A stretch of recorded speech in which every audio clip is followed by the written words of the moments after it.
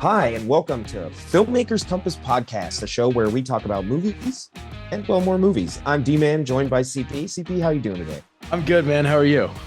I love your shirt. Is that Looney Tunes or No, Toon that would be Squad? Oh, Toon Squad. you're going straight Michael Jordan right there. Is that the Michael Jordan or LeBron James version? I mean, come on, dude. You know me, so it's the LeBron one, obviously, because I'm a huge LeBron fan. You JK, are? Oh, JK listeners, this is the OG Michael Jordan one, the only Space Jam movie worth watching. I think did we talk about Space Jam? I actually kind of like the new one. I Okay. mean, First of all, there's a whole movie remake time about Space Jam. yeah, Uh, I'm pretty sure we had an episode about that, and you hated and it. the new one's terrible. I hate it. I hate it so much. Okay. Well, if you are interested in watching that, you can scroll back through our greatest hits and find that episode. And we'll talk about Space Jam. But for today, I'm pretty excited for the episode we have in store. We both finally saw Avatar, The Way of Water. So we're going to be discussing that. And we're going to do it, pretty spoiler free. But, we will say up front that there is potential that we may drop a spoiler. So if you haven't seen Avatar yet, go see it. But also, I hope you enjoy the conversation because we do have some thoughts on it for sure. But Oh yeah. before we get into our discussions today, CP, I did want to do a couple shout outs per the usual. But first up on our shout outs this week is actually going to go to Connor Geary, who listened to last week's episode and heard his own shout out for his movie Help Wanted that I gave in the unexpected gems of 2022. So Connor actually messaged me and said, dude, no way, really? That's so nice. Thanks, man. Which, no problem, because I actually love that movie and I'm excited to see what movies you'll be making going forward. I'm assuming he's going to submit more for the CFC festival this year. So hopefully, Connor, we'll see more work from you. That would be awesome. Next up on my shout outs is actually going to go out to at Jazzy the Great, who followed me on Twitter. But CP, here's the thing. I am not sure where her account is at the moment because I tried to tweet at her about Harry Potter, and apparently that handle is either gone or changed. So I don't know what it changed to. So I don't know where you're at, Jazzy the Well, Great, on Twitter. So if you could just maybe tweet at me again, or if you would like to just leave us a comment on one of the videos or something, let us know. Did you leave Twitter? Are you under a new handle? Where are you at? But on that note, we have another but. We did get a comment from Jazzy on YouTube who said, "Oh, I love this 2022 wrap up episode. I'm way early on this, but the film Groundhog's Day starring Bill Murray turns 30 this year. Is it worth a total rewind segment?" So oh, love the suggestion. Thank you so much because we may be doing that. So thank you so much. now we have some exclusive Groundhog Day content to celebrate Groundhog's Day. So, and she went ahead and aged herself and said, also, I turned 30 on Groundhog's Day. I had no idea this movie came out that year. I was born. So 30 years. Well, that's exciting. Happy pre-birthday. And thank you for your comment. Now, also, she did chime in and say, oh, also, Happy New Year's, Dustin. And congrats to you and your wife on your new place. Uh, New year, new home. So cool. So thank you. Didn't Wow. give a shout out to CP. I appreciate that. So Wow. Okay. I guess I'm supposed to have a crappy New Year. Gotcha. Gotcha. 2023 is not going to be CP's year apparently.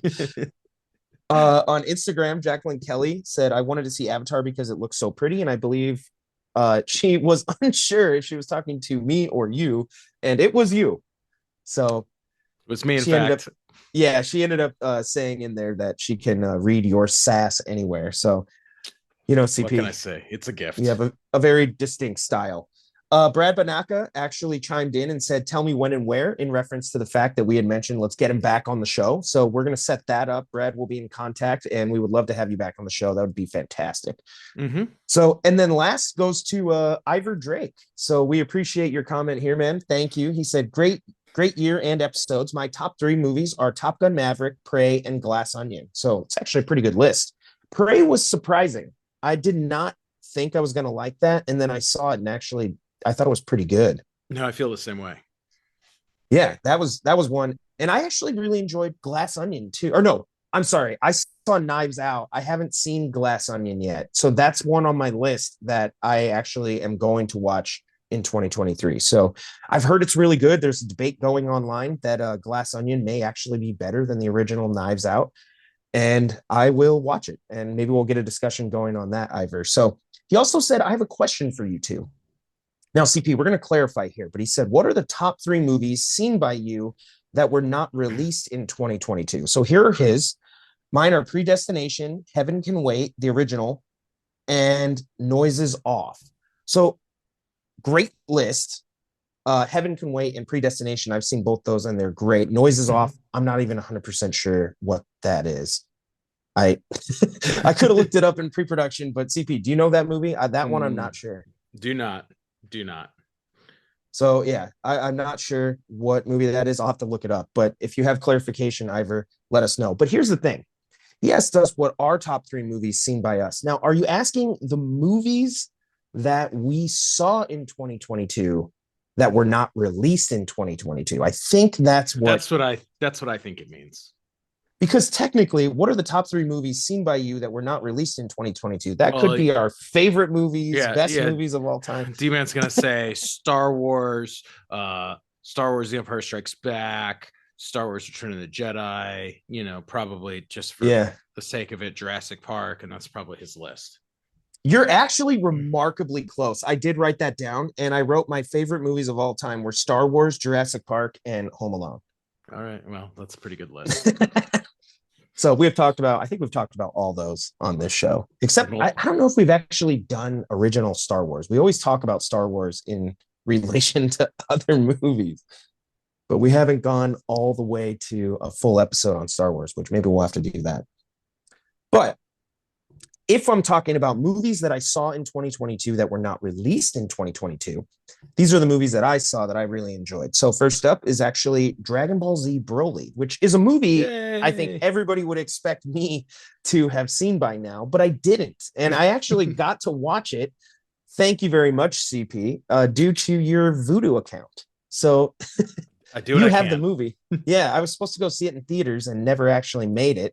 So I was able to finally watch that one, and it turned out great. I thought the end battle was really good. The animation was cool because throughout they kind of have throwbacks to different animation styles throughout DBZ history. And I do want to apologize. I think I said Dragon Ball Z Broly. Is it Dragon Ball Super Broly? Yes, I believe it's Dragon Ball Super Broly. Yeah, I like Dragon Ball Z. But we're also going to talk a little anime on this episode, so stay tuned for that. Number two on my list, a movie I just never seen and decided to check out. I've heard people put it on their lists, and I know people were nominated for Oscars for it. But Silver Linings Playbook. Oh, so I love that movie. Yeah, it actually ended up being kind of a oddly dark and delightful movie. Yeah. There's some weird aspects, but the performances were indeed great. And that was one that I just had on my list and needed an evening to myself to be like, what do I watch tonight? Mm-hmm. And I was like, all right, let me finally check this out. And number one for me, which actually wasn't my favorite movie that I saw this year, was In the Heart of the Sea, starring Thor himself, Chris Hemsworth. And it's a variation on one of the oldest tales, Moby Dick. Mm-hmm. And I thought it was really, really well done. Although I did think the story dragged a little bit as it went on, but you don't see a lot of those period pieces like that made anymore. They just don't do them. Yeah It's a little bit different. So what about you? I've been talking about my list for a while. What did you see this year that wasn't released in 2022? So Ivor, top three I think that I saw that didn't come out this year. Number three is from 2020. It's Bloodshot. It's actually based on the comic book character, and it stars Vin Diesel. And I mean, I'm not going to tell you it's a great movie, but it is an entertaining, violent movie. And it's a lot of fun. Number two is actually Heat from 1995. No. Before everybody freaks out, I have seen You haven't seen Heat? I have not seen the director's cut of Heat. I had only seen the theatrical cut. And the director's cut is like an extra 15 minutes long. So I'm counting. Good. You needed some clarification. Because, I mean, I think Heat's good, but I actually thought the director's cut was even better. Stepping it up a notch. And number one for me, and this is going to be a I'm actually curious to know if you've ever seen it, D-Man. The movie Paddington from 2014. So I I saw, haven't seen Paddington, but I have seen its Rotten Tomatoes score, which is remarkable. well, so I saw Paddington 2, which I read an article in 2017 when Paddington 2 came out, where someone essentially lambasted the Academy for not nominating it for Best Picture. So I was like, if a movie about a talking bear should be nominated for Best Picture, I have to watch it. And I was actually blown away because it was incredibly good. Is But I it never better got, than Ted? yeah, but I never got around to seeing the first. So I finally watched that, and it is actually pretty amazing. So if you haven't seen it, Awesome. you should check it out. Well, Ivor, while we're on the topic, I also went ahead and picked my three best films of all time. Because I didn't know what you were talking about. So, yeah, for me, the three best movies, and we're getting a little technical here, but the best movies ever. I'm gonna go number three, Saving Private Ryan, which love the movie. I watch it every year, and still the opening scene, the landing on Normandy Beach on D-Day is insane. Number two, CP, this is going to be controversial. I don't think you're going to like it, but I'm going to Guardians go of the with Galaxy. Interstellar. Oh no, not even Nolan's Christopher best film. Nolan. No, I love that movie. no, I it's way think too that's serious. Way too it's serious for awesome. people going to other planets. You need It's more not my fun. favorite Nolan film. I like Dark Knight and Inception more than that, but it is honestly, it's like a technical and kind of, scientific fiction masterpiece. And I love Interstellar. I think it's a great movie. And it has an amazing score. But number one, I'm going to put it as The Godfather. Okay, So love that movie. Fantastic. okay, okay. Now, CP, you look angry. No. I didn't know we had to list best movies of all time, so I have zero lists. So Ivor, I can't answer that question for you. I got to All right, well, think about fine. it. I gave some honorable mentions too. Goodfellas, Pulp Fiction, and Vertigo, which all those are classics. Yeah, pretty much. So I figured we'd just get into it. But anyway, Ivor, thank you for the comment, for the question. Hopefully, these lists answered your question in some way or another. And we appreciate all the feedback, guys. So it sounded, CP, like the New Year's recap episode was very well received. So that was cool because we actually did come up with a bunch of lists, and we were excited for that episode, excited to record it. It was, and actually, it is a perfect segue into the first thing I want to talk to you about. Both of us mentioned in the last episode of the podcast that one of the movies we are most excited about seeing this year was Avatar 2, which neither of us had Way of seen at the Water. time of recording, but Yes. we were both determined to get in and see it in the theater. And I know that finally happened. So we got to talk about it, dude. Yeah. Well, first of all, I want to establish out of the gate CP saw Avatar The Way of Water in 3D. The way it was I meant to be seen. I saw it in 2D. Such a disappointment. So there is that. And I have to say, I do think if there was ever any movie I was going to see in 3D, that's the one. And I was a little bummed, when I went, but here's the deal. So everyone understands why we ended up in the place we ended up. And that is we went with our nephews and family members, and everybody had gift cards and movie passes, and they did not work for 3D. And it's as simple as that. So I'm going with the group, and I'm like, hey, all right, we're doing 2D. So nothing more complicated than that. I just got to see Avatar for free. Love it. I mean, hey, you saw it, and we'll be fair to the audience. We won't drop a bunch of spoilers at this point But we for might. you. But we might. I don't know. Maybe. So if you're even questioning it, we won't intentionally drop spoilers, but we tend to spoil stuff on this show. So yeah. just, The funny thing is we control the show, so like we could edit it out, but we probably won't. I won't do that. I'm not going to do that at all. So not if the discussion's that good. All right. So let's just get it out of the gate. D-Man, what did you think compared to the first one? I mean, I do think it continues a lot of the things that the first one did really well. So James Cameron, tip of the hat, kudos. You created some true visual eye candy here. The exploration of new areas of Pandora, particularly the beach cultures and the ocean was incredible. He fills the frame out very, very well. There's always something interesting to look at on screen. And the movie really is, a visual treat, I would call it. And I imagine that goes up a notch in 3D. So, Oh, you know, absolutely. When they start explore, kind of when they leave the parts of Pandora we were on before, and he just spends time, exploring the ocean and the beaches, and it's pretty impressive in 3D. yeah, I thought the theme, again, a continuation from the first one, but the theme of kind of appreciating nature and the natural world around us works really well here. Um, I think obviously James Cameron has a great appreciation for the ocean. I know he's done some ocean exploration himself. Obviously, there was some work done associated with Titanic.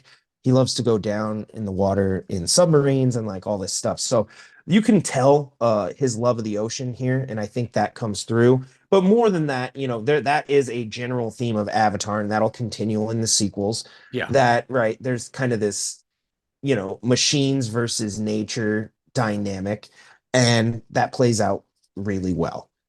So I also thought something that was interesting to me. I don't know if you noticed this, CP, but there were a couple homages to James Cameron's past work that No, I I didn't. thought. I noticed So one at the end that seemed like a reference to Titanic, but what ones yeah. did you pick up? Well, when one of the ships lands, it like blasts the ground, and there's this decimating kind of fire force that wipes out a forest. Reminded me of the Judgment Day scene in Terminator 2 when LA gets wiped out. Okay. There's a scene again. They go into one of the whales and they're extracting something. Reminded me of Aliens. Mm. There's a fight scene on the ship at the end between the protagonist and the antagonist that visually has cues to the end fight scene from Terminator 2 in the where the lava is. Mm. Hmm. And then obviously you said it yourself, there is a almost shot for shot direct reference to Titanic. This is the way of water, and there are boats, and there is a boat that sinks. And I mean, it looks an awful lot like Titanic. Yeah, So right. there's even a scene where the boat's like capsizing, and they're holding on to each other, and he's like, "Don't let go." And I was like, "Oh my God." But I could see that James Cameron was having a little bit of fun with some of his prior work and kind of paying homage to some of his greatest hits. So I thought that worked really well. As far as, I was a little bummed they didn't introduce a very powerful new score. Mm. I think, Hmm. when you look at, here we go, Star Wars. When you look at something like Star Wars, what John Williams was able to do with each new episode or sequel by adding new themes on top of the already great body of work that is Star Wars music. Yeah.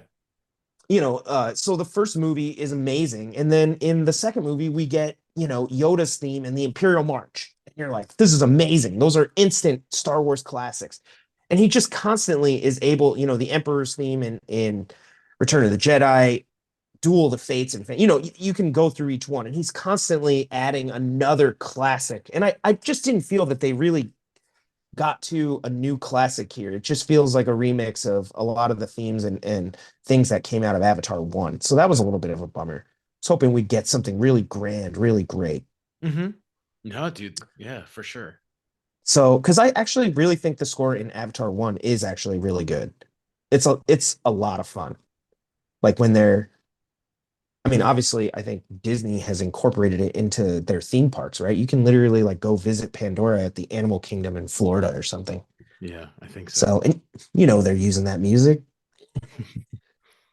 Um, Now, for me, I wasn't a big fan of the first Avatar. I mean, as I said, obviously visually it was amazing. We've complained, and as a lot of people have, that the story itself is a rehash. My gripe with it was, it seems like a lot of the concept James Cameron stole from this book in the 50s called Call Me Joe. you want to know the story on Call Me Joe, Wikipedia, and you will be, it's uncanny how alike to the movie Avatar it is. But I thought this was actually a very original story. I did like the fact that, he kind of took the characters that he established, and I was wondering how it was going to pick up, all these years later, but it's sort of a progression with where they are now and life on Pandora, and he takes it in a new direction. And I thought that was a lot of fun. Instead of kind of rehashing, which I felt like the first one was in some ways. Yeah, something that stood out to me immediately was so like at the beginning of the movie, the premise is that like at this point, Jake Sully has started a family of his own on Pandora. Yeah. And so he grows his family very quickly. In like the prologue, they kind of get to that right out of the gate. And you see a lot of these characters in the trailer, but something that kind of stood out was I really didn't know who the actual kind of main character or hero of the story was. And that's because the movie spends an awful lot of time, sometimes with Jake Sully, but then a lot of time with his kids out Mhm. exploring, learning, doing things. And so I don't know if James Cameron was trying to position just the family as a whole as like the main character, but I didn't really know. And I think sometimes to the detriment of the story, because sometimes you were kind of like, where is this all going? Yeah. Yeah. That's how I felt. Was I was like, what's the arc here? And I felt like he does kind of state it explicitly at the beginning and the end. I think the line that I remember most from the movie is like, this family is our fortress. And Hmm. at the end of the movie, the kind of point of the film is that he identifies that this is their greatest weakness and their greatest strength, right? Hmm. Their family. Yeah. And so, the story of the movie is coming to the realization that, they spend an awful lot of time in the movie running from the Sky People in order to protect their family, right? Yeah. Yeah. And I think, um, sorry, I think that's kind of the point of the film is that like by the end they come to the realization that they're not going to run because it's interesting. Jake Sully is kind of declared a war hero Hmm. at the beginning of the film, right? From his actions in the first film. But the difference now, why doesn't he just stand and fight, is that he has his family. He has a lot to lose. Yeah. Right. And Yeah. so he kind of comes to this realization that, like, yeah, I could stand and fight, but the odds are incredibly high that myself or anyone in my family might die.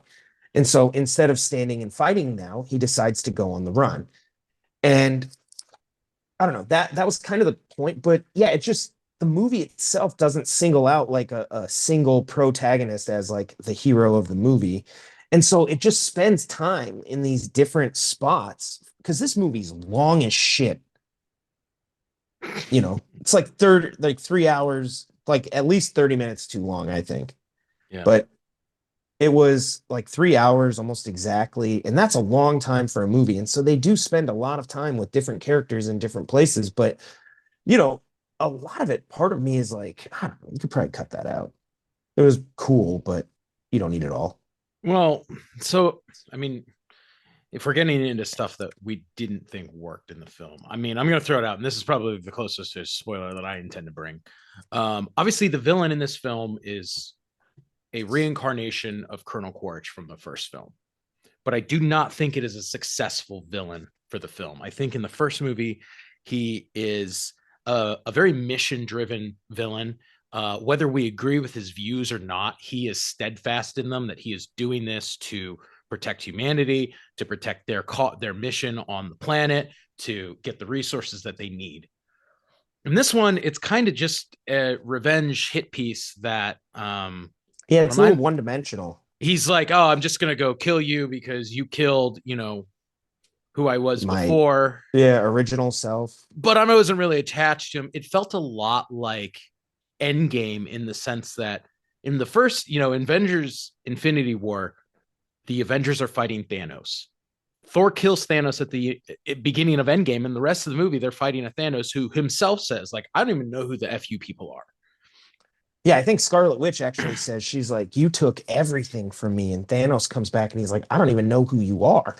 And yeah, it does feel like that, that instance of like, it is a new character, really. They're trying, you can see narratively like they're trying to attach the baggage associated with the original character, but it doesn't really work. And I think revenge is usually a very weak motivator to begin with, anyway. And the fact that he seems so kind of lackluster in his quest for revenge is really one of the big weaknesses that I saw in the film. Yeah, and I also want to acknowledge when we're talking about the villains, the presence of humans on Pandora in this movie feels a lot weaker than it did in the original.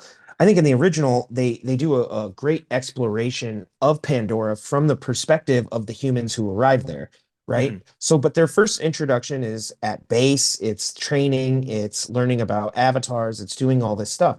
Well, in this one, some of those characters from the first movie are actually in this, but I mean, they're very quickly written out. Yeah. Humans other than the people associated with the villain trying to find Jake Sully, they basically don't even exist in this Mm-hmm. movie. It's like humanity sent people back to Pandora just to kill Jake Sully. And I was like, I just can't imagine that's true. And they do have a scene where they're like, "Oh, we're here to get this another, Yeah. Yeah. rich Thing. material or thing, whatever. Uh, but it just doesn't feel like the same. Yeah. That there's really this presence that it's literally like they're not even there to fight the Navi anymore. They're not there for this or that. They're literally like there to kill Jake Sully. And I was like, I don't know that. I don't know. Yeah. That was kind of weak. The other big gripe I had was this is more the fact that just a writing thing on behalf of James Cameron. All the characters are CGI blue people who look very similar. Yeah. And then he gives them names that are either similar or impossible to pronounce. And I just do not think that was smart. Because most of the movie, I Yes. didn't know who anybody was. Yeah. I talked to Steph about this after we saw the movie, and I was like, hey, one thing that really stood out to me was names. I was like, honestly, other than Jake Sully, the only other name that I actually remember from the movie is Spider. And that's because it's incredibly easy to remember, right? And Yeah. even like I know Navi from the original, but that's barely even said in this movie. I think Mm-hmm. maybe there's only like two or three times that actually gets dropped. And then I think another good naming mechanism is for the humans. Again, from the first movie, they're called the Sky People. It's very easy to remember. Yeah. But like for instance, they find this water tribe on the beach. Do you remember the name of the water tribe? I No don't. idea. No idea. Do you remember the names of anyone in the water tribe? Because I Nope. don't. No. Do you know the names of Jake Sully's kids? I don't. I No. don't remember any of them. And honestly, I don't even know if I ever actually knew them because they're hard to say. I mean, I'm sure if we saw them on paper, they'd be hard to read. Like, I don't know the names. And I think, again, here we go. The best person who's ever done this is probably George Lucas with Star Wars. He creates names that are very easy to remember. Luke Skywalker is also incredibly easy, but like Leia Organa is actually reduced to Princess Leia or the princess, right? Yeah. Uh, you look at C-3PO and R2D2, he very quickly, and Chewbacca, he gives them all easy to remember nicknames. Chewie, 3PO, and R2. Very easy to remember. Yeah. Even Darth Vader, if at that time, because now it seems synonymous, we know Darth Vader, but maybe you forgot the word Darth. Everyone remembers Vader. Yeah. Yeah. And the hardest name in the entire movie, Obi-Wan Kenobi, gets reduced to Ben. Yeah. Instead of having to say Obi-Wan Kenobi because he wanted some exotic sounding name, uh, he ends up just being like old Ben. Yeah. And Luke, I think for the remainder of the trilogy refers to him as Ben. Yeah. And I mean, that never really gets brought up again in the prequels. I don't know where Ben came from specifically, but uh no, I just think George Lucas does a great job of making these characters instantly recognizable. Each one has a distinct look and feel, so they're not all washed out together. And then the other thing too is the names, like you said. I think he does a good job of naming people, so we know instantly who everybody is and we remember their name. And here this was difficult. And then the other thing too, you mentioned everybody's blue, right? Well, this movie's called The Way of Water, and they're in the ocean a lot. And that's a lot of blue. even in the first one, they're up against like leaves and trees and pinks and yellows and different colors. Hmm. In this one, Hmm. like it's a lot of blue. Yeah. No, that's true. That's a good point. There's not a lot of contrast on the screen. Yeah, So, so even though it's visual eye candy and it's fun to look at, I mean, like you said, if the goal is to be able to distinctly tell who each character is, I was like, ooh, that's not easy to do. I mean, and I'll be honest, I'm definitely going to go back and see it again and give it another shot. It's a 3 hour movie. It's a little sensory overload at times in 3D, and I hope you get to see it in 3D. Yeah, I Um, should go. but audience, at this point, if you've seen it, let us know your thoughts. We're curious to know what you thought about The Way of Water. Yeah, I And enjoyed it. I mean, it was a good movie. Like I said, I think I like the original Avatar more than you do. And I think it's a worthy sequel. The last question I have for you before we move yeah, on from Avatar, do you think the movie laid out where it's going to go with the sequels? actually, that's one of the things I will give James Cameron in this one as I think a big strength is there is a sense of direction. I felt like at the end of the first Avatar, it seems like a very enclosed story, so I was really wondering where it was going to go from here. And after watching this movie, it seems like he is setting it up on a path that we can see kind of um where Jake's going from here, right? What's the next step for his characters? Where's his journey going? And I think that that's powerful because at the end of the first one, it seems very, you know Closed book. yeah, and I It's was like, over. how are we picking this up? So I think that was a great thing he did. Awesome. Well, yeah, I just wanted to get your thoughts because that's one of the hardest things when we know there's more sequels coming. Is there enough here to keep you engaged and excited for what's next? You December know, 2024, right? That's where we get Avatar 3. yeah, so that's, upcoming next year, but definitely I enjoyed the film. I think if you haven't had a chance, I would probably still, having only seen it in 2D, recommend you see it in 3D. I do think that, Avatar and James Cameron in particular are making these movies with 3D in mind. And there's so much here that I think my experience with 3D on the first movie and how it really engrossed me in Pandora, I would assume the same and maybe even better here, just due Oh, to the I mean, evolution of the tech. exploring the ocean, the final battle is all really incredible in 3D. So I would say watch it. I'm definitely gonna go see it again in 3D. So now shifting gears a little bit, I want to throw this over to our audience and over to you. If as I'm sure everybody does, first thing I do is I wake up in the morning as I'm making myself a cup of coffee. I scroll through the internet for updates on movies and pop culture, and I know that that's what everybody else does because it's the most important thing in the world. So I kind of freaked out this week and I actually like sent D-Man this ranting text only to realize that I incorrectly read the article before my first cup of coffee. But that kind of inspired me to brought a bunch of questions up to my mind.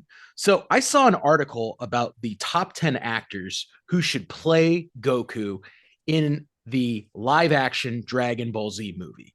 So I freaked Got it. out. I started angry tweeting people. I started angry texting people, only to find that I misread the article and it said if a live action Dragon Ball Z movie were to be made. So I thought that we were going to recreate the mistake that was Dragon Ball Evolution, but it got me thinking, D-Man, Yeah. why do anime movies translate so poorly into films? So first of all, I think there's two things at play here. And the first is simply just the animation. I think anime and animated shows and movies can do things that live action just doesn't translate well to live action.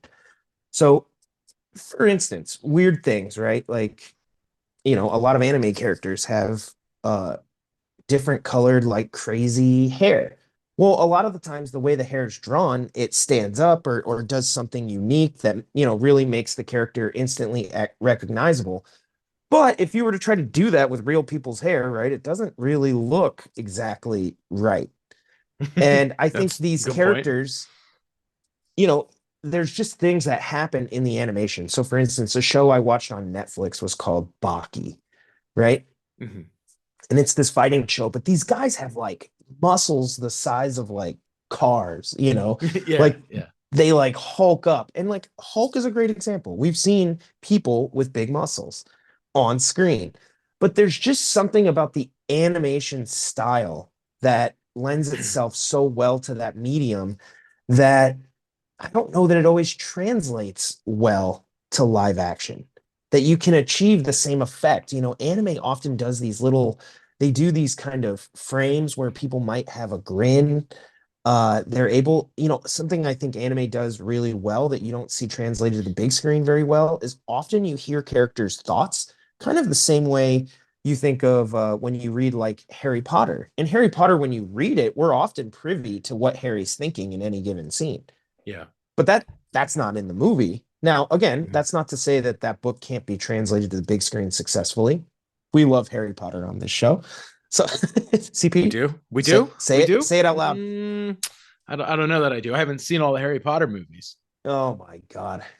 But I'm saying though that there's these elements that are all in place along with the animation that really bring anime to life in its own unique medium. And I just don't know if those all translate well to live action. So number two is not all anime, but a lot of anime is often shows translated into movies. That's often how Hollywood tries to do it. That's a So good for point. instance, That's a good point. Dragon Ball Z is notorious for its episodic nature, right?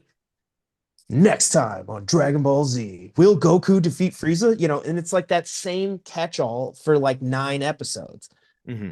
And the point is, though, that if each episode is roughly 22 minutes, you know, 20 minutes, when you play that out, it's like the fight scene between Goku and Frieza itself probably goes on for a couple hours. Yeah. You know, from when he shows up when Vegeta's in his grave all the way till the end of the Namek saga. And so, or the Frieza saga.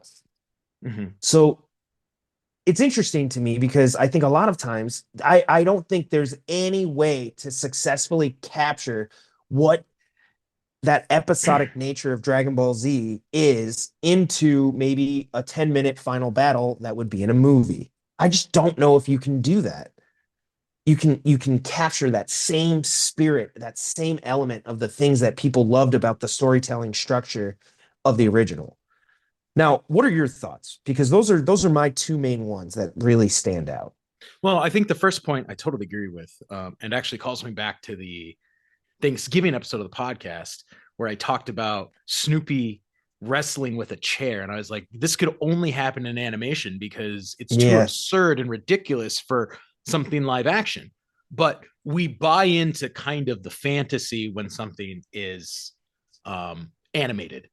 We right. don't need the real investment that we expect from an audience when it's live action. It has to portray itself as real.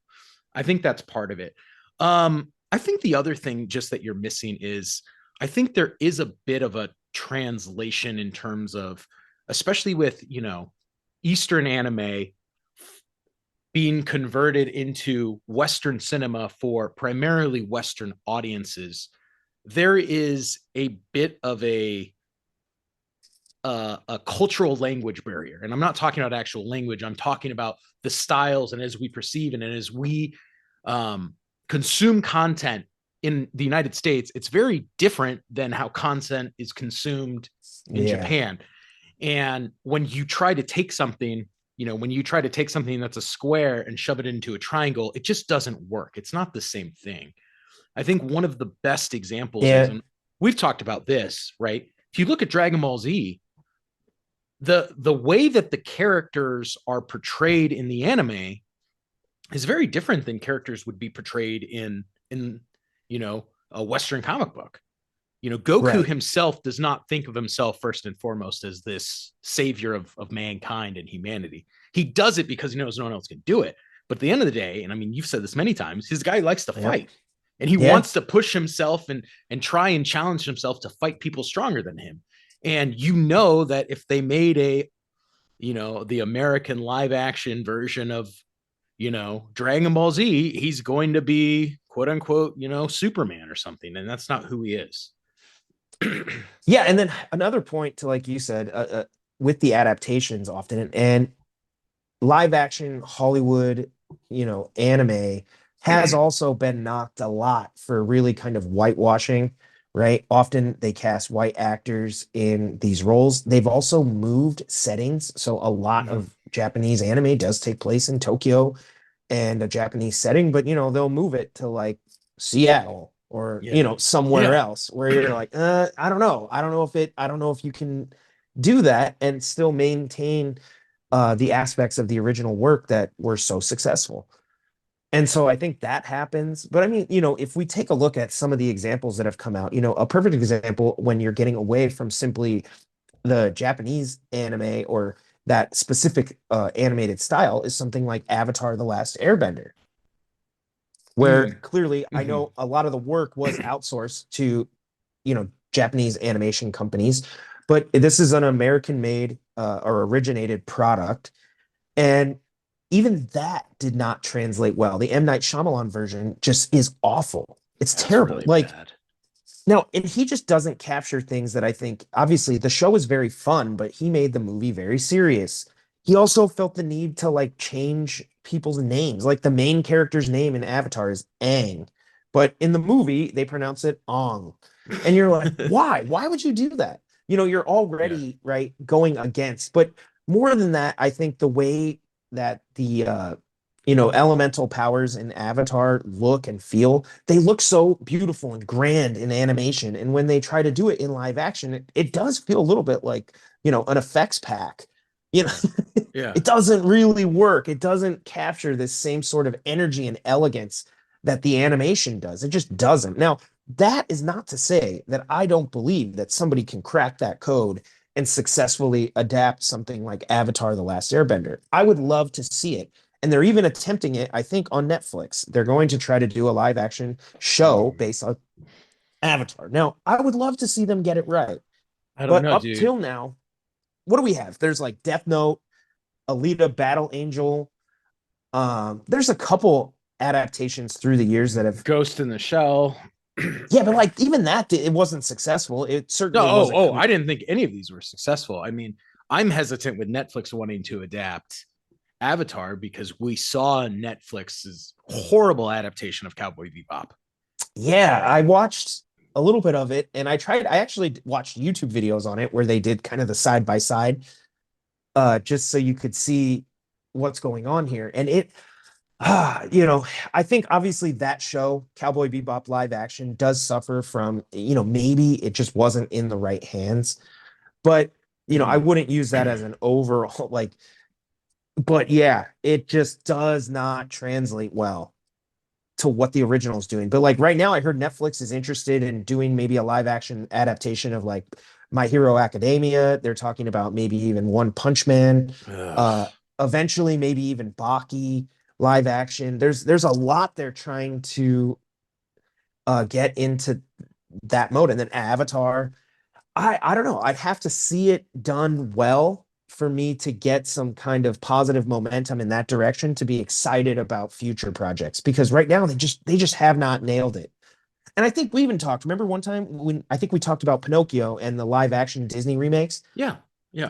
I think I said something along the lines in that episode of like, when you look at something like The Lion King, talking lions just work better in animation. There's just no way to make it look like these are real lions that are Really talking. talking Yeah. because they don't talk. Like, Yeah.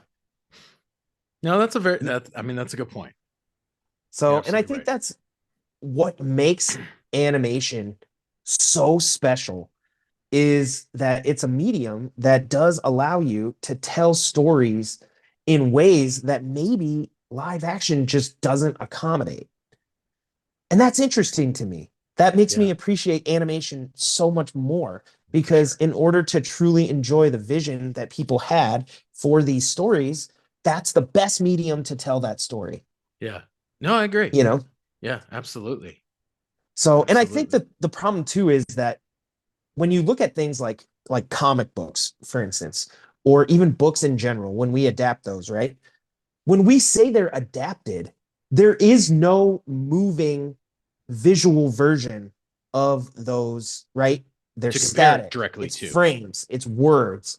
Yeah. We don't have audio associated with a comic book. We don't have video and actual moving visuals associated with that. So when you bring it to life, there's this kind of creative uh well that people can use and say like, hey, this is how I translate that.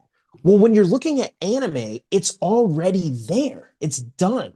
Somebody already did it. So when someone else does it, you're like, it doesn't really work the same. It doesn't look the same. You're taking too much creative license. Well, the reason we say that is because we already have a version of it. Yeah. No, that's a really good point, and I think that's probably part of the failure in translation. That's a great way to look at it. You know, I don't know. We've talked about different elements of things like why don't they translate? And there's a lot of reasons for that. So I don't want to deduce it down to like, oh, hey, it can't be done or this and that. Like I said, I am optimistic that somebody will figure that out and eventually we'll get some kind of grand, you know, live action adaptation of Dragon Ball Z that I'll be like, wow. But I'm a person that believes like, listen, if you're gonna adapt Dragon Ball Z to live action, I want you to push it further. I want you to make something that I would be blown away by, not just take the work that I love and bring it to the big screen. Mhm. I want you to make something that I would be like, oh my God, CP, if you have not seen Dragon Ball Z in live action, you are missing out. Yeah. Like, it is Yeah. insane. It is awesome. You gotta see it. That I think if we can get the adaptations to a level like that where I'm like, whoa, this was awesome. You gotta go. Then we're on to something. Yeah. We just haven't gotten there yet. No, I think you're right. That's a good point. So, all right, question time. Yeah. What do you think? I'll give you the good and the bad, and I only need one example. What do you think is the best? Well, we're not even going to say that. Yeah, we will. What do you think was the best adaptation of an anime you've seen? What do you think was by far the worst adaptation? And is there anything that you would like to see adapted into film? Because you think Ooh, they might be able to do it worst. right. Worst is obviously going to be Dragon Ball Evolution and The Last Airbender. Okay. I just don't think either of those captured the spirit of the original work. I don't, and again, that's not to say that an adaptation of either of those couldn't be done successfully. I just think they failed so miserably at capturing what fans love about those original works. And that may come down to the writers, the filmmakers, or the whole production. I don't know. It just didn't work. One that I did like Alita Battle Angel. I found that to be interesting. It was, I think visually it kind of worked, right? Although the character that, themselves is animated, so it gives them this sort of freedom that's not truly live action. You know what I mean? Mm-hmm. So I'd probably say that. And then what would I like to see? We talked about it. They're already doing it, and I would like to see Netflix knock this adaptation of Avatar: The Last Airbender out of the park because the original work is fantastic. Avatar is awesome. I love that show. It's so fun. There's so many important themes going on. One of the greatest anti-hero arcs, in a show. It's amazing. Mm-hmm. And the characters are memorable. The voice acting was stellar. Like, I would love to see them knock it out of the park. That's something that they're going to keep trying at it, I guess, and I hope they can capture that spirit. Fair enough. How about you? Okay. Absolute worst. I mean, Dragon Ball Evolution was pretty bad, but you may remember in 2000 they actually came out with a live adaptation of Gundam, Oh yeah. and Yeah. it makes it literally like you'll watch it and just contemplate hurting yourself because it's so bad. Um, and they don't even put Gundams in a Gundam movie. Like, what a waste. Total Um, fail. One that I actually thought was good, and I thought it's because they didn't try to remake it directly. They gave enough reverence to the source material, um, but they made it a little different. So I thought it actually worked in the big screen. It was actually the Detective Pikachu movie. Okay. Yeah, that's interesting because they don't tell Ash's story and, the world of Pokemon as we know it from like say the video game or the cartoon Mm-hmm. or the anime. But instead, yeah, they they kind of integrate those characters, but in a unique way. That's not anything we've truly seen before. That was interesting. Yeah. And if I was to see one that I had, you know what I always thought would be cool, and maybe it's because it's a self-contained movie. I always thought the movie Akira about the motorcycle Yeah. Yeah. gangs in future Tokyo. I thought that could be a cool live adaptation if someone who loved the original movie and had the Man, I respect and remember reverence did it. Drew Knox got a friend from back home. Love you, Drew. Uh, he actually got a big screen TV in his finished basement back in when we were kids, and he put on Akira and we watched it. It was amazing. Yeah, right. I always thought that would be kind of a cool one. He also put on The Usual Suspects, Good movie too.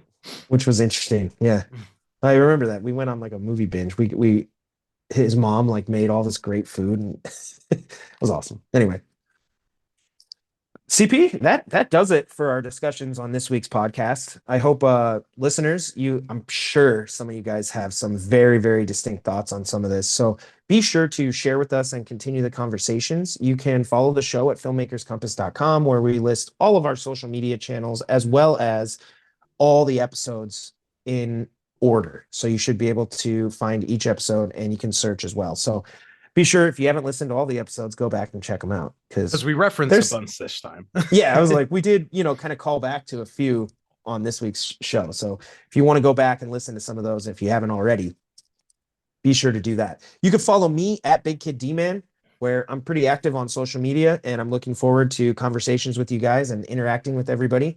Jazzy, that was you. I was going to send you links on Twitter, but you disappeared on me. So what's your new handle?